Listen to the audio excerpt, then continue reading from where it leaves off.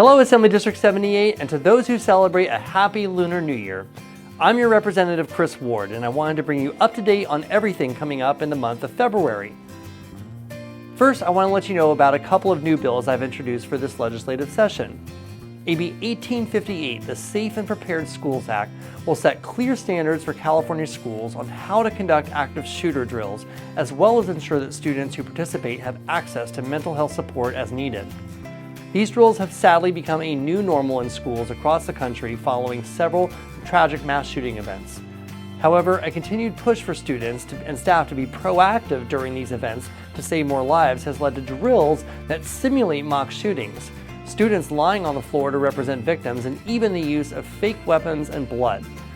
Now, we need to make sure that these drills are not doing more harm than good, preparing our schools for the possibility of tragic events occurring, and that is what the Safe and Prepared Schools Act will do. My office will be holding a press conference on March 12th at 10 a.m., which will be live streamed to announce more details. I partnered with the California Transit Authority on AB 1904. Transit buses currently face many delays when attempting to re-enter traffic after stopping to let passengers on at a bus stop. AB 1904 will give all California transit agencies the authority to equip buses with yield signs to signal drivers, improving safety and overall reliability of transit schedules. I'm proud to carry this important piece of legislation with the association as a co-sponsor.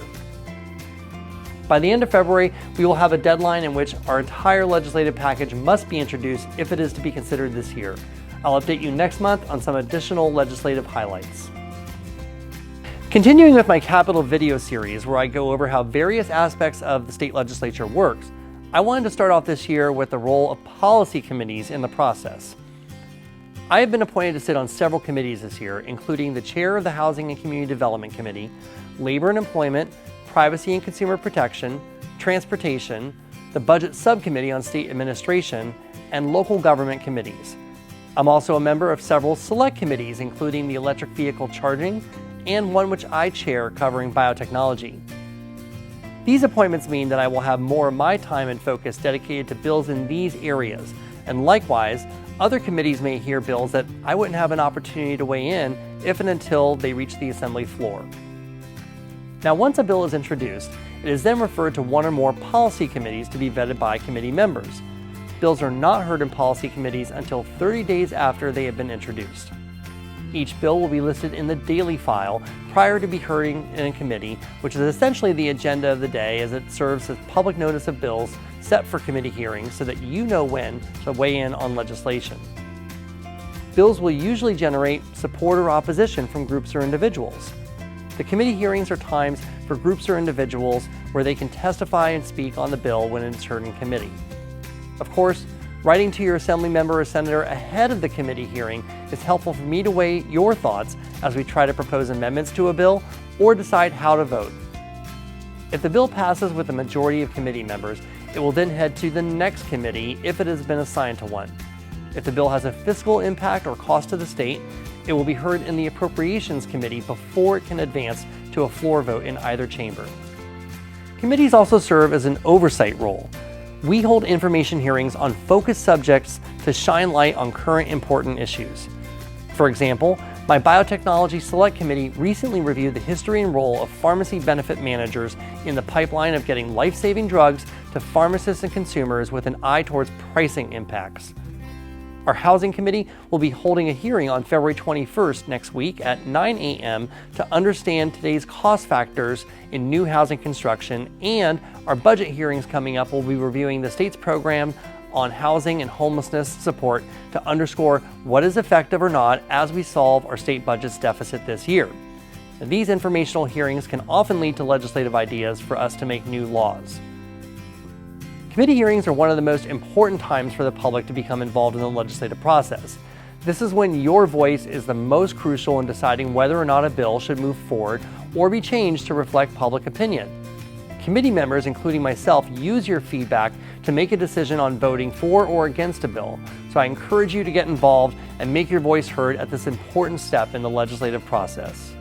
The California Department of Aging is supporting research partners and a statewide coalition of LGBT community-based organizations to design and launch California's first statewide survey documenting the needs, hopes, and priorities of midlife and older LGBTQ residents across the state.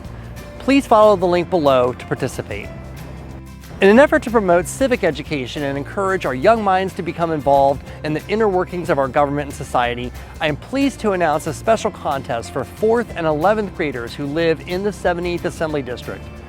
4th graders are invited to participate in the contest by picking one or more California state symbols to feature in an art piece.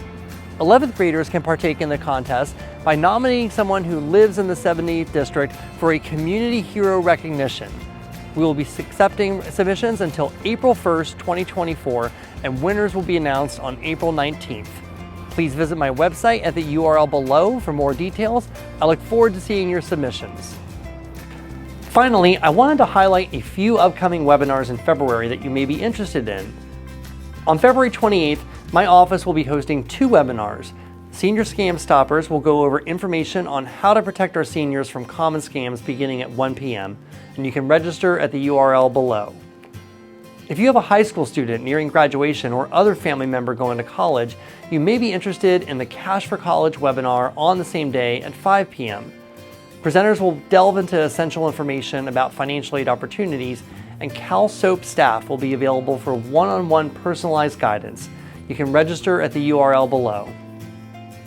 Finally, I want to let you know that an archive of my recent Conversation with the State Controller webinar is now available on my website. If you missed it, you can hear State Controller Malia Cohen go over her role as the Chief Financial Officer for California and what her office does to protect our financial resources, as well as safeguarding property until it can be claimed by its rightful owner. As always, I want to thank you for your support. I'm grateful to be your representative and work on these issues and so much more. One of the best ways to stay informed is to follow my social media accounts, where you can know in real time what developments are happening or what I'm working on every day. And if you need any assistance, please know that my district office staff is available and ready to serve or answer any questions you may have. You can feel free to reach out to the contact information at the end of this segment, and a staff member will connect with you as soon as possible. I wish you, your family, and your neighbors all the best.